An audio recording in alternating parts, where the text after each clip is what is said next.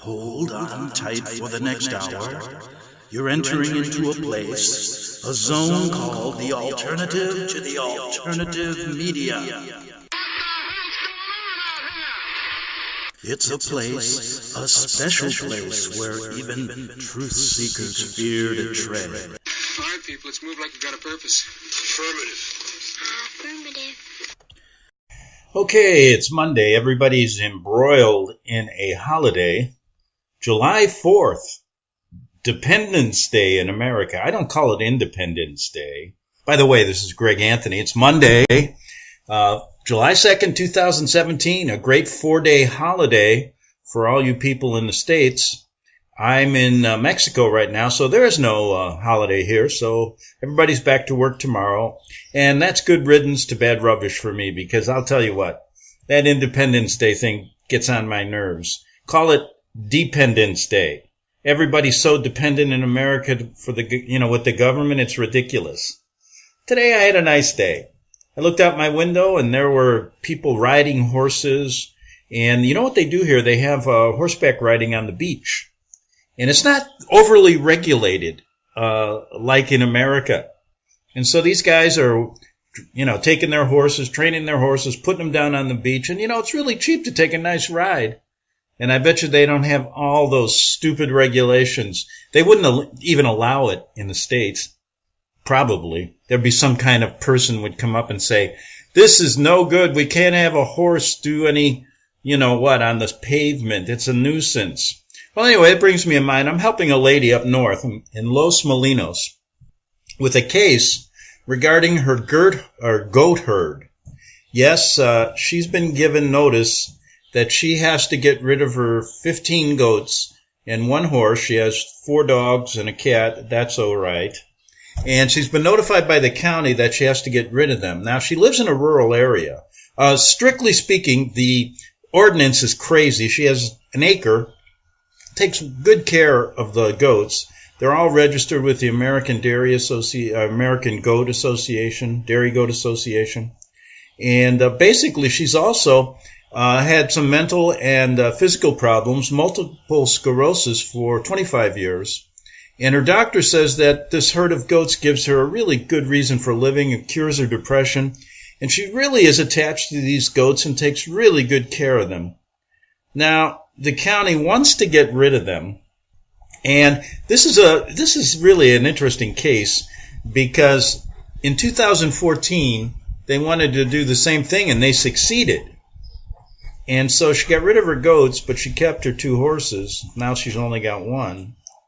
And apparently she got ill again. And the doctor said, hey, if those goats help you, why not? It's a question of life and death maybe. But these stupid county officials harassed her, brought her over. They didn't just go one time for an inspection. They were there constantly bugging her.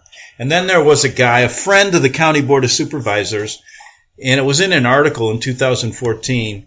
And the guy they mentioned, Joe Blow, who lives near, has been complaining for years. And he's probably the only guy complaining. Probably doesn't like animals. Everybody around there's a lady 2 doors, 2 houses down that has 50 donkeys.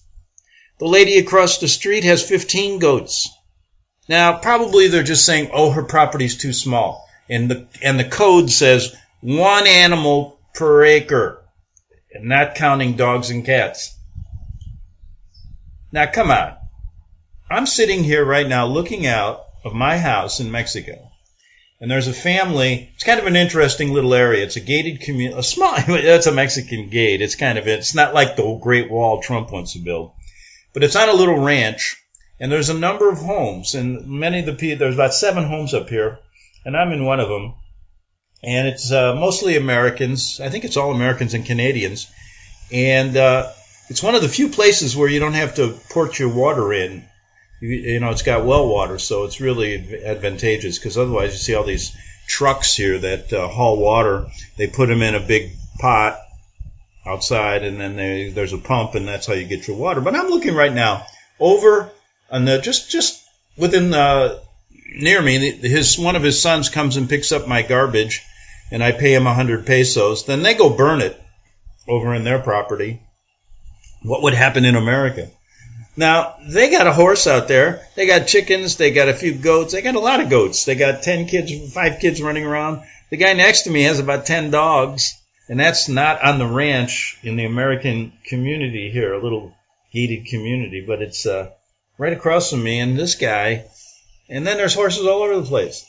I don't see any inspectors out here, and the property they have them on is less than an acre, so what is it? You can handle, if you take care of these goats, and she takes care of them great, I bet you that guy, now the guy who complained, they said he was a member of the Masonic Lodge in Los Molinos. And you know he has buddies. He's probably the only guy complaining. So anyway, after they took her goats in 2014, she got them back to say, it really helped her. And she got a doctor's letter stating that her health deteriorates when she doesn't have her goats. And so I'm filing a case for her because she needed help. And I have, a little bit of knowledge in this. She'll be in pro per. And basically asking for a declaratory judgment, injunctive relief, and asking that there be an immediate stay put on this administrative agency from the Environmental Health and Protection Department in Los Molinos came and said she is a public nuisance. Now, starting the 7th, which is in a few days, they're going to give her a $100 fine every day she doesn't comply. Now, the hearing's not to the 20th. So they're giving her a fine even before a fair hearing. Now, she's not going to get a fair hearing. That's why I'm asking the judge to file an immediate stay, because it's a punitive penalty. And she was charged last time $1,200, and she doesn't make much money. So I'll let you know how that lawsuit goes. That's Los Molinos in Tehama County. Okay, before I get to my main story today, which is going to blow your mind, I got an article from Leo Zagami in Rome, and it's really interesting. And Leo keeps me abreast of certain little things going on in the Vatican. And he says this in his article. He gives you a little history of the Inquisition from the Vatican's point of view. We always talk about the Office of Inquisition from the point of view of, Protestants who had their heads cut off.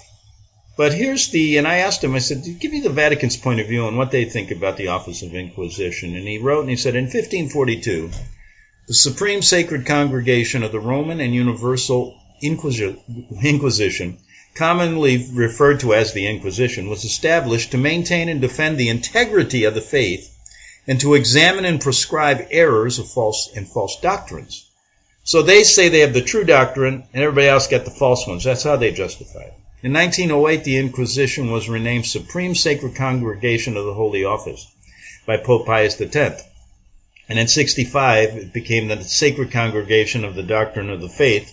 And I might add, it's the head inquisitor right now is in San Francisco. He's a bishop from San Francisco, Bishop or Cardinal Levada.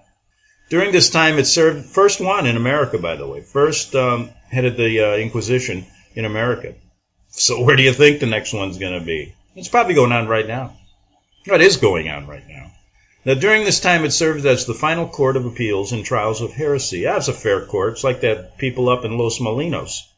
And initially served as an important part of the Counter-Reformation. However, today, they themselves seem to be the center of perversion and heresy in the Vatican, as they are involved in what is probably the biggest scandal to hit the church in recent times. And here comes another one, folks. Even if it's been quickly covered up by other Vatican scandals, there seems to be one every day, but this one's quite shocking. Monsignor, you're going to read this anywhere. Monsignor Luigi Capozzi, secretary of Cardinal Francesco Cocopalmiero, hard one to pronounce, head of an important diocese of the Roman Curia, was stopped by police after a raid inside an apartment in the palace of the former Inquisition was found in the middle of a drug-based gay orgy. The police later proved that Capozzi, who was on his way to becoming bishop, is now being forced to retire in a monastery by the Vatican. Capozzi used a car from the Holy See with a Vatican number plate to bring in big quantities of cocaine to the Holy City. I told you they were drug runners. Monsignor Capozzi is a big fan of Pope Francis, as is his boss, Cardinal, I'll call him Coco, who was one of Bergoglio's biggest supporters and collaborators, and wrote an important essay in the 8th chapter of Amos Alesia, the post-synodal apostolic exhortation of Pope Francis on love in the family. Oh, what a bunch of BS, huh?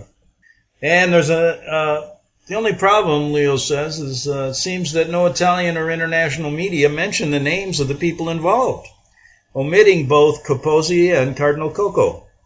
The only ones to give at least Coco Palmerio's name was RT in the Spanish language. The Palace of the Holy Office continues to be powerful in the art of censorship, even in 2017. So that little tidbit is an interesting story. But now let's move on. I have to play this interview again because it always fascinated me. And the guy's name is Eric from Florida.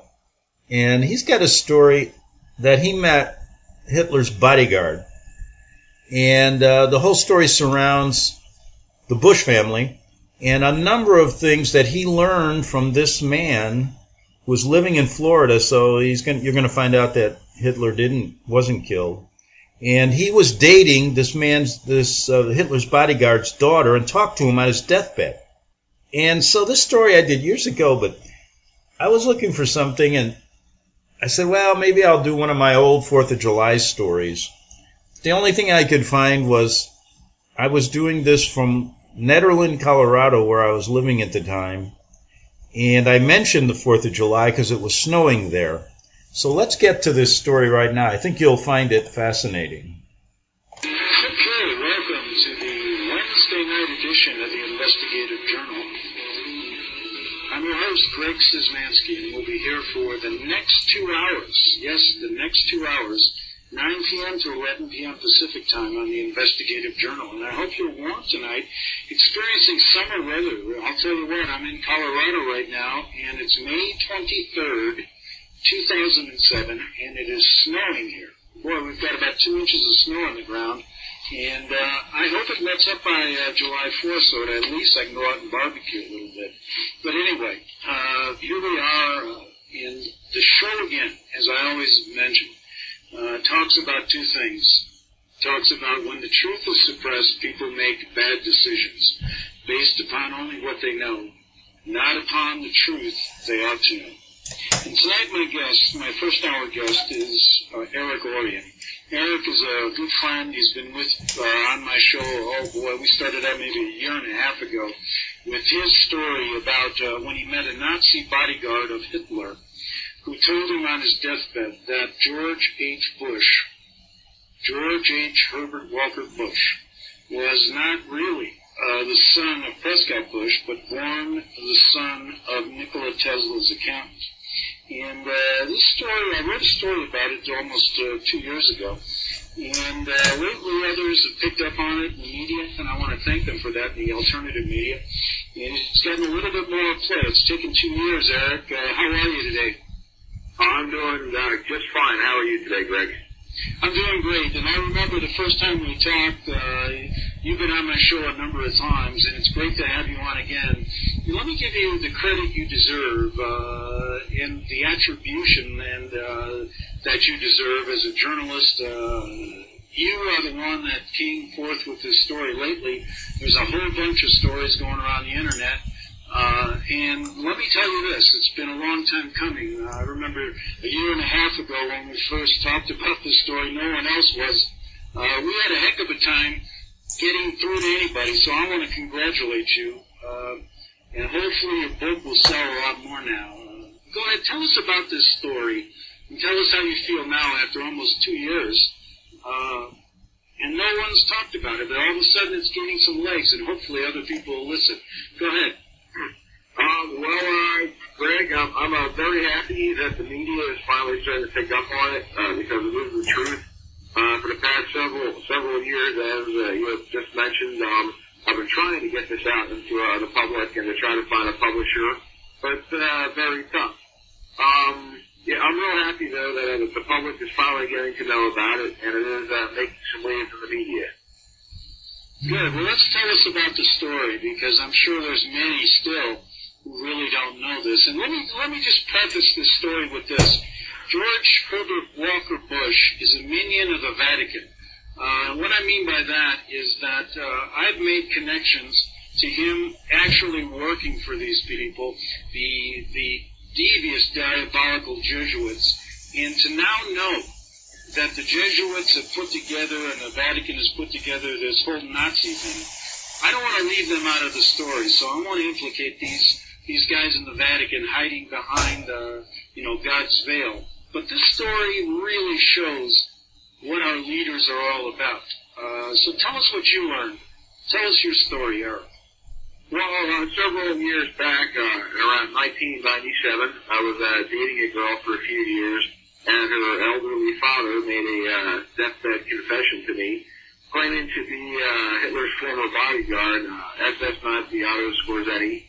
Otto Skorzeny, he gave me a shoebox full of 60 years worth of photos of wanted SS Nazi war criminals who he personally helped hide and escape in the United States, and he gave them all jobs in the CIA, the FBI, and the U.S. Post Office, and other jobs. So he gave me a whole shoebox full of photos, and he told me some amazing stories. Some of the stories being that George Herbert Walker Bush was not, in fact, born in America, and his last name is not Bush. He is actually George H. Scherf Jr., the son of Nikola Tesla, the illegal immigrant, German-born accountant. Skorzeny told me some other amazing stories about the assassination of JFK, how he and George Bush took part in that, and also how he and Reinhard Gehlen personally murdered Nikola Tesla, the famous inventor, and stole his best inventions and gave to Adolf Hitler. He was a pretty amazing person, this Otto Skorzeny, and I took all the photos and all the information that he told me. I spent several years researching everything that he told me, and I tried to authenticate all of the photos, which I was able to do. And I wrote a book called The Bush Connection, and I had it copyright protected. And right now I also have a website. It's www.thebushconnection.com, and I'm trying to make all this information public because the world needs to know that the president's father was in fact not born in America. So that creates a big problem for democracy in America, that the president's son is in charge now. The son of this person is now in charge, and he is the president. And he's not really looking out for the best interest of America, only his own personal interest and the interest of big business and OPEC. Assuming that Skorzeny's telling the truth, and this is the real guy, and we'll get into why you think he is, tell me what you think about why what he said is true. Who is Otto Skorzeny? And tell us again why you believe him. Well, Otto Skorzeny was Hitler's bodyguard. He stood over 6 foot 4 inches tall. So he was considered a giant for his time. Basically, there's photos around, archive photos of Otto Skorzeny with Adolf Hitler. And you can clearly see that the man standing next to Adolf Hitler is the man claiming to be Otto Skorzeny. There's no doubt about it. Based upon what he told me, I researched all the photos the best I could through the internet, through the National Archives, and I was able to verify, at least to my satisfaction, that they were in fact everyone who Skorzeny was claiming them to be, the Nazi war criminals. Some of the Nazi war criminals who Skorzeny personally helped hide and escape in America are Martin Bormann, Reinhard Gehlen, Dr. Joseph Mengele, Walter Ralph, Alu Brunner, and Dr. August Hurt. These are all SS Nazis. I'm sorry, go ahead, Greg. No, and I think it's important that you just reiterate again how you met him. Just tell us your personal story, how this happened. Several years back, around 1997, I was dating a girl, and her elderly father made a deathbed confession to me, claiming to be Otto Skorzeny, and he gave me a whole shoebox full of at least 60 years worth of photos of wanted SS Nazi war criminals who he personally helped hide and escape. Basically, after World War II, Hitler's SS Gestapo merged with the American OSS to form the CIA. And Otto Skorzeny was tried at the Nuremberg trials after World War II and he was acquitted of committing any kind of war crimes. So Skorzeny was not a wanted war criminal after World War II. However, he formed the CIA's Operation Paperclip, which helped all the Nazi war criminals escape justice after World War II. That's it. Now, the one question I've always said, with Otto Skorzeny, why do you believe him? Why, you saw him on his deathbed, then you researched the whole thing, but to make an accusation like this to the mainstream America may seem a bit maybe people are going to question you. So what is your best defense when you say this is the truth, nothing but the truth? Give me your case for not for people that are more apt to believe this country is on its way down, but for people in the mainstream media who still believe George H. Bush. Just recently I saw him at football games. I mean, the man presents a stature in this country for the mainstream people. Tell us what you really know and why you believe this story, so that they will believe you. Well, I believe it's true for a couple of reasons. The main reason Skorzeny is coming forward, he knew that he was going to die pretty soon. I guess he realized his own mortality. The main reason was he wanted to get even with George Herbert Walker Bush and the whole Bush administration for continually screwing him out of money throughout the years. According to Skorzeny, George Herbert Walker Bush, over the years, disgraced him and Skorzeny's family. He didn't pay him sums of money. He welched on deals. According to Skorzeny, George Herbert Walker Bush had no honor, and Skorzeny was a man of honor. Unlike all of Skorzeny's Nazi comrades who were not men of honor, Skorzeny was probably the only one who was an honorable person, at least in my opinion. Basically, everything he told me, I researched, and everything, according to what I came up with, is true. There's no doubt about it. I believe him 100% in everything he said. And it came from a fact that you dated his daughter, you got to know him, you were at his deathbed, and from what I gather, the reason he told you this was basically to get even with George H. Bush for, ripping him off, so to speak, right? That's the main concern, and maybe also to try to help clear his conscience a little bit. He knew that I was Jewish. I'm a nice guy, and I treated his daughter nice, and we were having a good time together. And I think he just wanted to trust me with all this information because he knew that I would do something with it and try to help him out by getting even with George Bush by publishing his book. That was his last final wish, to get even with the Bush administration.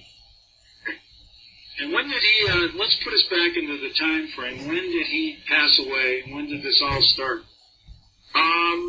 As far as I know, he died on December 31st, 1999 in Boynton Beach, Florida. The history books say Skorzeny died in 1975. That's not true.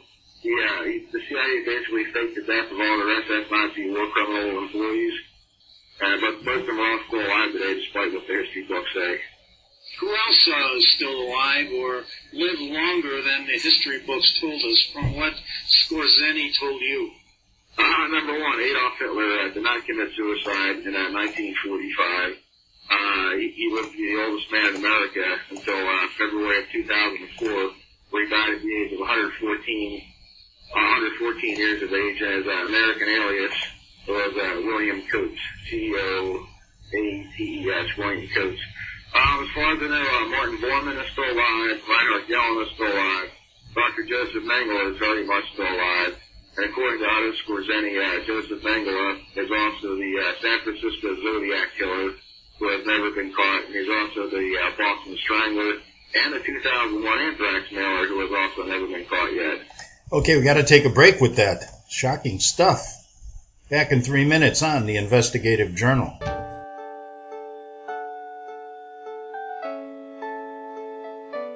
The program you are listening to is 100% sponsored by you, the listener, on this First Amendment Rights Media channel. You will notice that there are few commercials on this radio network. There's a good reason for that. Corporate advertising dollars come with strings that limit program content. So without your help, these programs cannot continue on Internet or our several affiliates. If you benefit by the educational law programs, we ask you to give. If you are admonished or nurtured by the Bible and ministry programs, we ask you to give. If some voice a cause that you are passionate about, we ask you to give. If you believe in any of these, we ask you to support them as you would a missionary on a continual basis, as if giving a tithe for missionary radio. These programs are not commercially viable and must be supported by those faithful to the cause of truth.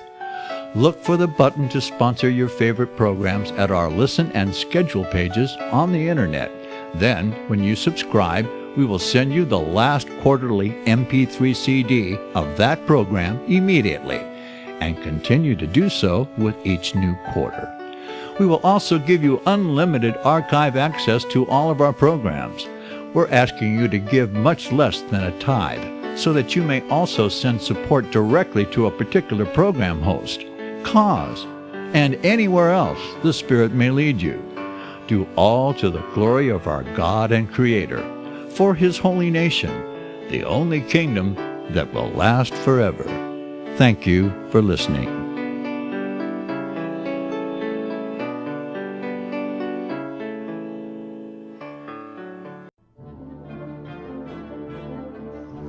Visit crosstheborder.org, C-R-O-S-S, crosstheborder.org, to get your print, EPUB, or PDF version of Nicholas Arthur's new book titled When the Third Temple is Built. That's crosstheborder.org.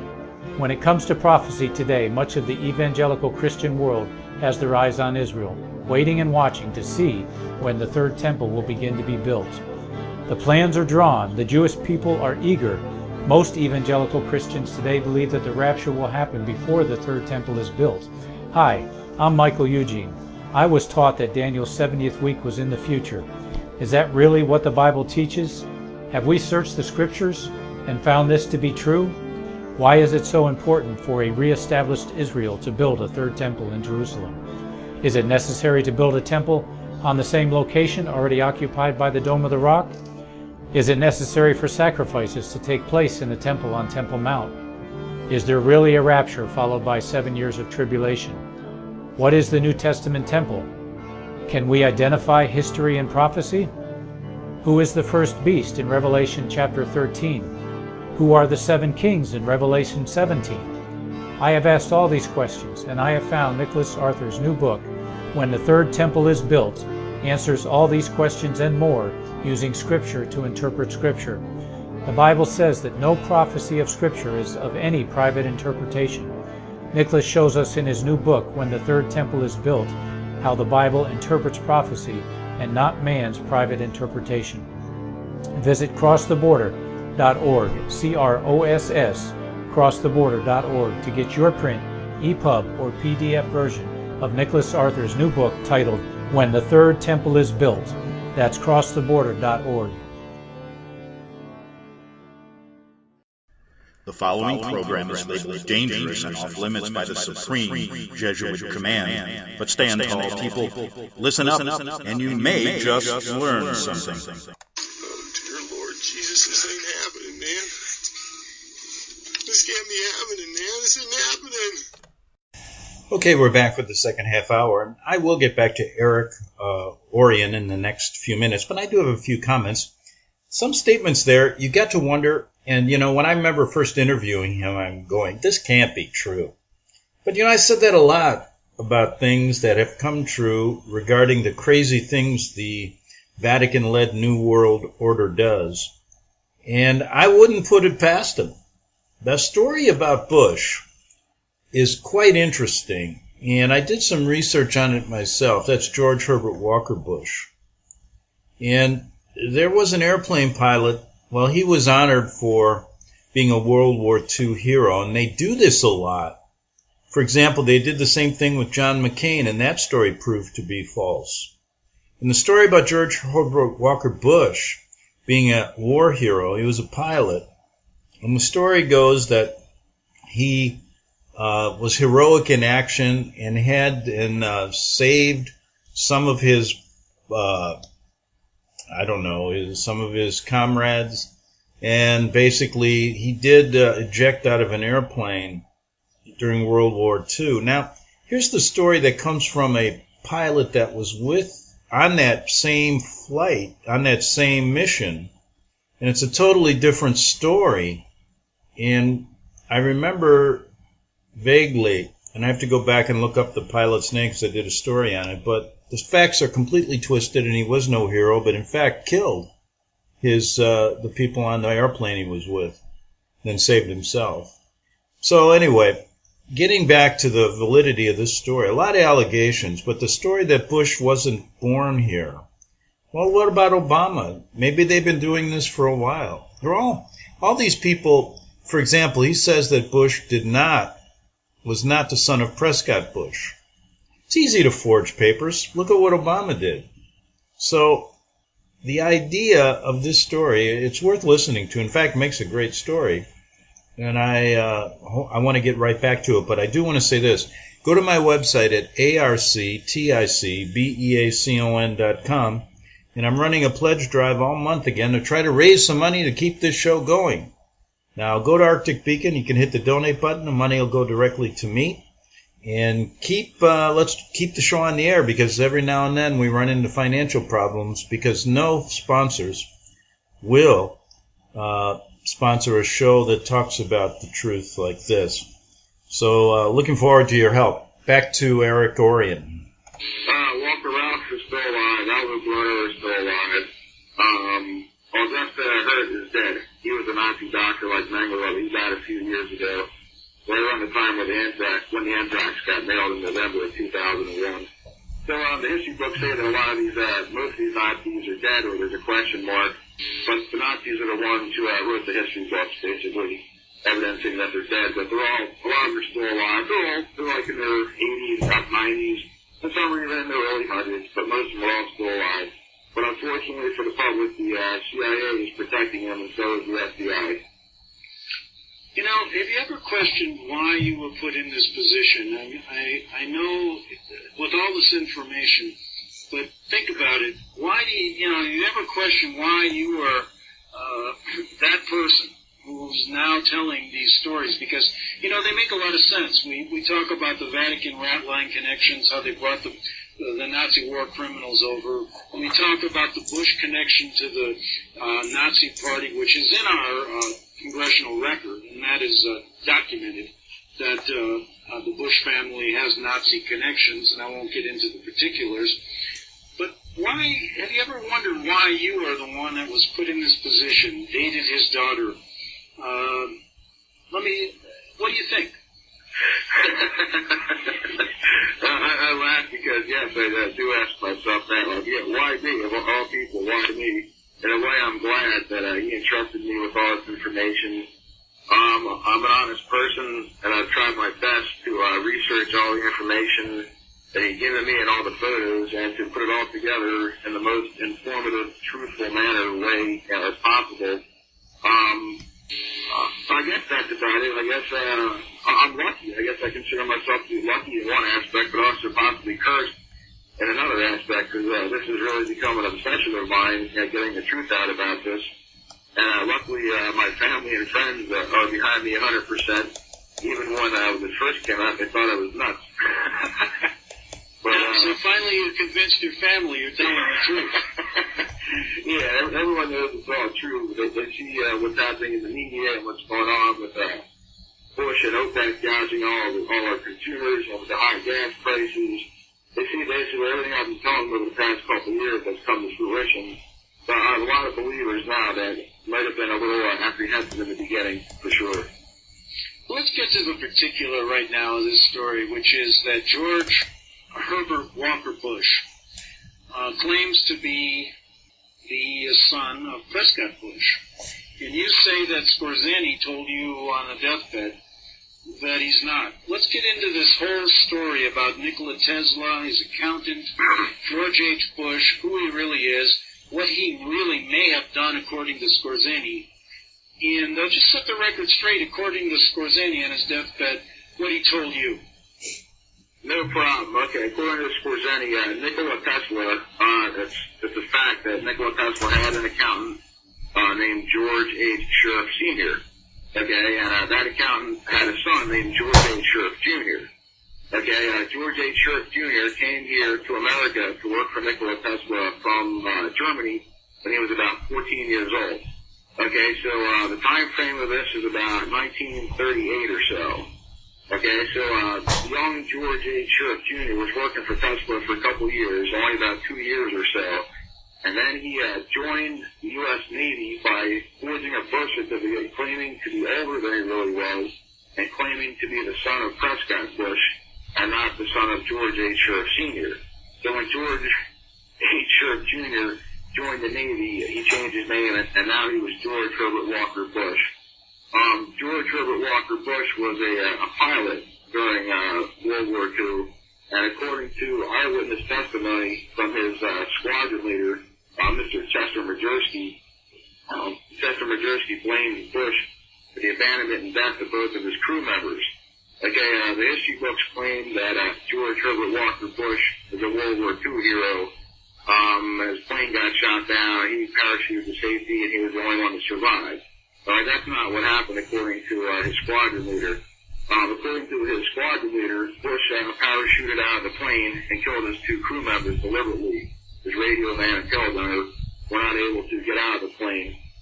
Bush did this to establish a false reputation for being a World War II hero, and he had Nazi sympathizers in the Navy that covered for him, and instead of court-martialing Bush for being a coward, treasonous murderer and a traitor that he really is, he gave him a Medal of Honor and a promotion.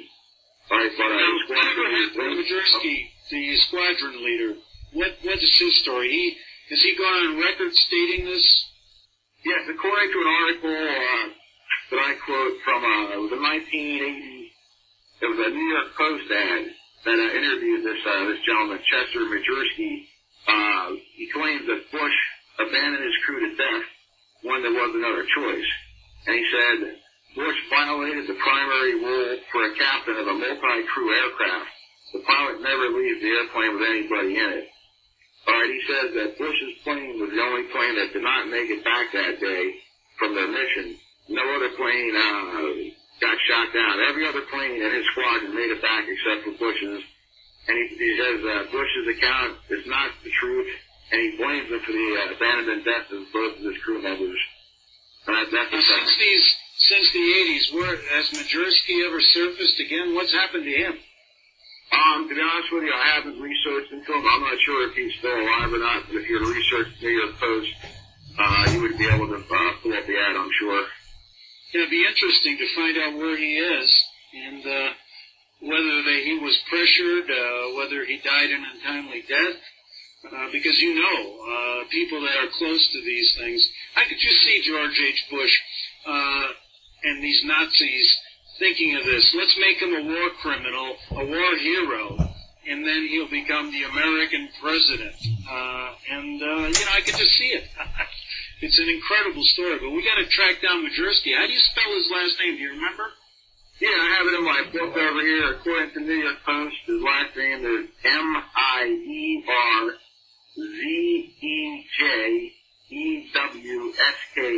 Chester Majersky. I tend to believe him. He's Polish, and I'm Polish, so I tend to believe Chester over George H. Bush. And in fact, my uncle is named Chester, and he was a tail gunner on one of the planes that accompanied the plane that dropped the atom bomb on Hiroshima. And if you want to know where my uncle is now, he lives in New York, still alive, and I'll tell you what, his story about that is so interesting. And the reason I never talk about it is because I love him so much, and I don't want to bring him into the public eye, but my uncle served honorably, Chester Rogalski, my mom's brother. And boy, I'll tell you what a guy he is, but I'll believe anybody with the name Chester. Go ahead. Let's continue. So we got Majersky talking about Bush being a Nazi criminal, even killing his own people in an airplane, becoming president. He's not only president, why do you believe, let's tell all the information that you found about George H. George Herbert Walker Bush not being the son of Prescott Bush, and actually being the son of this Nikola Tesla's accountant. And give us a little explanation about Tesla. So I'm sure people know Tesla, they hear the name, but tell us just give us a brief overview of him too. Nikola Tesla was born in Croatia in 1856. As far as I'm concerned, he was the world's greatest inventor who ever lived. He had about 800 to 900 patents.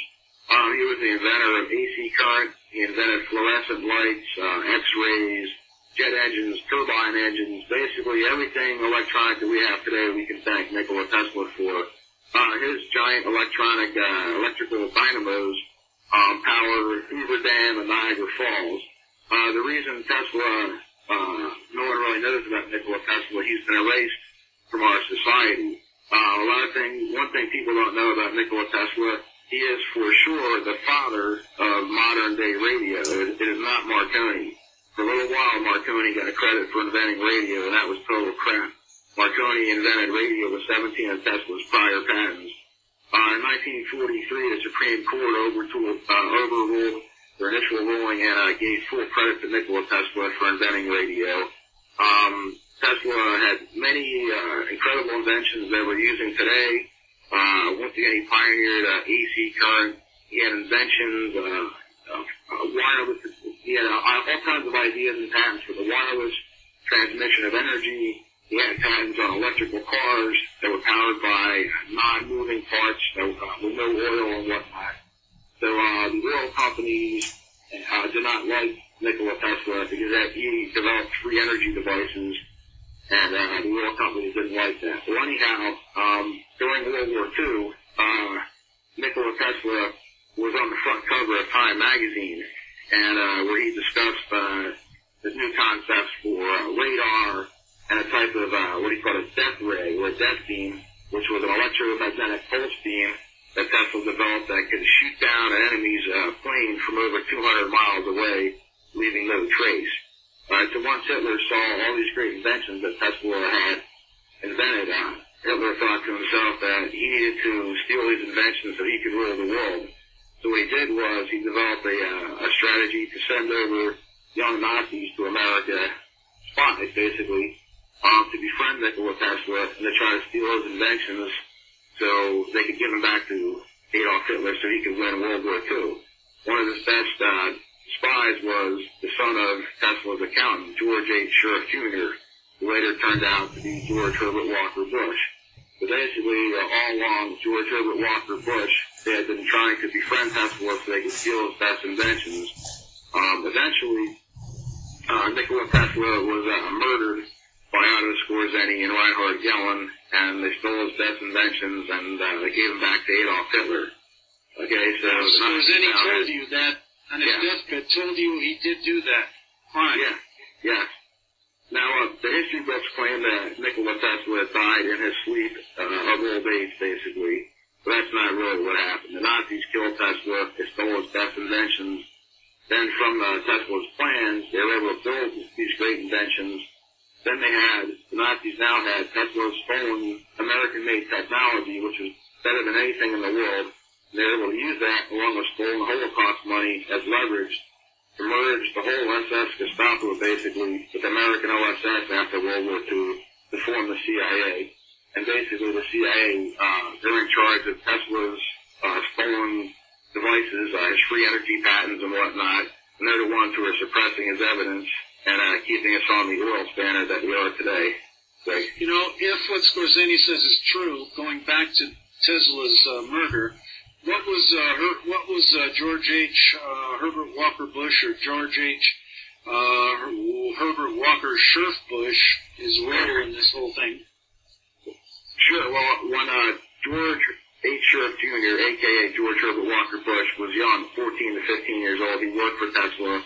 And he was constantly stealing from Tesla, looking through his notebooks, looking at his inventions, and being real devious about it. George had tried to kill Nikola Tesla on one occasion where he actually ran him down. He ran down Nikola Tesla in New York City while Tesla was walking George Herbert Walker Bush was driving a taxi cab, and he ran down Tesla, but luckily Tesla wasn't killed at the time. He only broke a rib, I think, and bruised up his hip. But George, couldn't do it. Apparently George was, according to Skorzeny, these are his exact words, George was too much of a pussy to kill Tesla, so he and Reinhardt had to do it instead. Those are his exact words. And when he gave you this box of pictures, what did these pictures tell us about the relationship? And I know it's not over the radio; it's hard. But tell us what you found out about all these pictures. Well, he gave me a whole shoebox, a big shoebox. There had been at least 100 different photos in there of friends of his. These were all his comrades that he knew since he was a young teenager growing up in Austria and later in Germany. And these were wanted Nazi war criminals who he personally helped hide and escape. And they were all part of his alleged family. All right, those were all his relatives. All my ex-girlfriend's former uncles are all SS Nazi war criminals. But so he gave me all these photos, and he had names on the back of each one. So I was able to tell their progression, like from the 1940s, the 1950s, through the 60s, 70s, all the way up to just a few years ago. And that really made things easy to track down these Nazi terrorists. You know, a lot of the information you see in the history books about the Nazis were written by the CIA Nazis, and there's a lot of disinformation, a lot of bullcrap. A lot of times the Nazis evidence that their birthdays are 10 years older than they really are, sometimes even 20 years older. So a lot of times they're saying, that the Nazis might be 100 years old now, and they're not. They're only like in their 80s. There's plenty of them still alive. Unfortunately, the CIA is protecting them, and also the FBI is protecting them too. Now, you know, what Americans ought to get out of this is that we're nothing more than Nazi Germany reincarnated. The way I look at it, because if the CIA and the FBI are protecting these people, what's their reason, in your estimation? Why did they do this? Well, a lot of reasons. One, they were all bribed. Well, in the early 30s, when J. Edgar Hoover took over the FBI, he fired all the good Americans, the good loyal Americans, and he replaced them with a gutless anti-American Nazi sympathizer, homosexuals, just like himself. Hoover liked to wear a dress. He liked to be called Mary. He was a pedophile. He was a moral degenerate, but yet he was able to lead the illustrious FBI until Mike Tiller's unsolved death in 1972.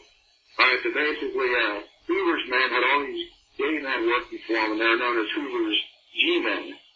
So basically, Hitler sent all these gay Nazis over, and Skorzeny gave them all jobs in the FBI, and all the non-gay Nazis got jobs with the CIA. Listen.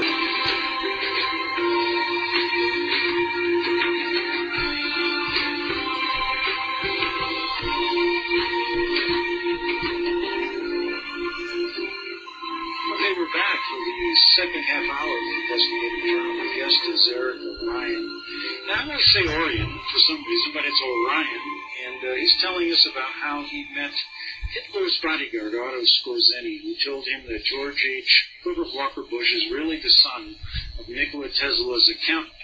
Now, I've been talking to Eric about this story for over a year and a half, and I want to refer you to two articles on my website at www.arcticbeacon.com. That's ARCTICBEACON.com. The first one, January 21st, 2006, and then the second one, January 19th, 2007. So go to those articles. And also I want you to go to Eric's website. It's www.thebushconnection.com. And there you can find his he's got a nice cover on his new book, The Bush Connection. Get it, folks. You got to read this because this comes from a first eyewitness account. I've talked to Eric for over a year and a half, and he deserves all the credit for bringing this forward. Let me just refresh everyone's memory on the story because it's so devastating to the Bush family, and the Congress should listen to this story and investigate it, as should our FBI, CIA, and everybody else. However, no one does because we all are just another Nazi group. Our government has become the Nazis reincarnated. And Eric happened to meet Otto Skorzeny, who was the bodyguard of Hitler. And I've got a question right after I finish this that's going to really blow your mind. And what he learned by dating his daughter and becoming friends with Otto at his deathbed was the what I call the straw that should break the camel's back about the Bush family. And I'll tell you what, we're going to get into this hour about what they did to him, how they tried to kill Eric, and also the first question. Eric, Otto Skorzeny claims that Hitler lived to be 114 years old and wasn't killed in that bunker. First of all, explain what Otto told you about why he wasn't killed in that bunker, and then how in the heck could anybody live to be 114? Okay, to get the answers to those questions, guess what? We're all out of time. Only got a minute or two. Didn't want to leave you hanging. So you're going to have to come back tomorrow. Listen to that second half-hour interview I did with Eric and tell me what you think. In the meantime, don't forget to go to my website at arcticbeacon.com. And you can get shows going back well over a decade regarding the Vatican-led New World Order and other things. And to keep the show on the air, go to my website and press the donate button. And any little bit helps, because every now and then we run into some financial difficulties. You know as well as I do that the big advertisers, or most advertisers, will not put their name alongside of any truthful telling of the Vatican. These people will spend money to continually tell you lies. And it's amazing to me that so few people in America are, the media has become a joke. It really has. I mean, there's nowhere you go that you can get the truth anymore. I mean, it's just a complete, what I call it, a big Broadway staged play. And we're the extras, and we're not getting a dime for it. At least when you do a Hollywood movie, they give you $75 to $100. But here, you're actually paying them to take part in their movie. Crazy, isn't it? Well, listen, folks, all out of time today on this Monday. I know everybody's involved in this huge 4-day holiday, but I'm going to keep going. I'll be on the air tomorrow. See you tomorrow on the Investigative Journal. Have a good holiday. Be safe. And back Tuesday. The book of Revelation says, the spirit of prophecy is the testimony of Jesus Christ. This is at the very heart of FirstAmendmentRadio.com. In that spirit, we have created the Prophecy Reality News app for all of your mobile devices, streaming First Amendment Radio 24 hours a day, 7 days a week. Available for your Apple, Android device, and smartphone, absolutely free. Get the Prophecy Reality News app installed today so you can listen to First Amendment Radio wherever you are. The Prophecy. Since the beginning of time, kings have sought it, nations have fought for it. It has been traded, it has been borrowed, it has been purchased, it has been stolen. There's a reason for it. To secure the blessings of liberty to ourselves and to our posterity. Invest with the security of gold and silver. Call Discount Gold and Silver Trading at 1-800-375-4188 or visit discountgoldandsilvertrading.net. Listen to Financial Survival with your host Melody Cedarstrom right here on FirstAmendmentRadio.com at 4 p.m. Eastern or 1 p.m. Pacific Time.